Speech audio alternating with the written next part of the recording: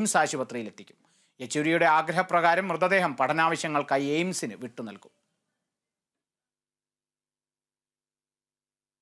കോഴിക്കോട് ഉള്ളിയേരിയിൽ ഗർഭസ്ഥ ശിശുവിന് പിന്നാലെ അമ്മയും മരിച്ചത് ആശുപത്രി അധികൃതരുടെ ചികിത്സാ പിഴവ് മൂലമെന്ന് കുടുംബത്തിന്റെ പരാതി.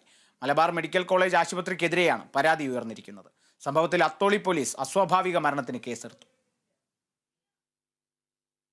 പുലർച്ചെയാണ് ഏകനൂർ ഉണ്ണികുളത്തെ അശ്വതി വിവേക് ദമ്പതികളുടെ ഗർഭസ്ഥ ശിശു മരിച്ചത്. പിന്നാലെ ഗുരുതര നിലയിലായിരുന്നു അശ്വതി ഉണ്ടായിരുന്നത്. അശ്വതിയും കുഞ്ഞും ഉള്ളിയേരിയിലെ മലബാർ മെഡിക്കൽ കോളേജ് ആശുപത്രിയിലായിരുന്നു ചികിത്സയിൽ കഴിഞ്ഞിരുന്നത്. ഗുരുതരാവസ്ഥയിലായതോടെ അശ്വതിയെ കോഴിക്കോട് സ്വകാര്യ ആശുപത്രിയിൽ പ്രവേശിപ്പിച്ചെങ്കിലും ജീവൻ രക്ഷിക്കാനായില്ല. ഇതോടെയാണ് മലബാർ മെഡിക്കൽ കോളേജ് ആശുപത്രി അധികൃതർക്കെതിരെ അശ്വതിയുടെ കുടുംബം പരാതിയുമായി രംഗത്ത് വന്നത്. ആശുപത്രി അധികൃതർക്ക് സംഭവിച്ച ചികിത്സാ പിഴവാണ് അശ്വതിയുടെയും ഗർഭസ്ഥ ശിശുവിന്റെയും മരണത്തിന് കാരണമായതെന്ന് കുടുംബം പരാതിയിൽ ആരോപിക്കുന്നുണ്ട്.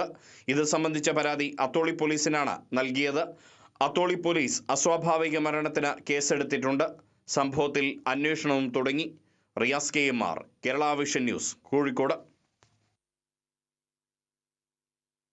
ആലപ്പുഴ കലവൂരിലെ സുഭദ്ര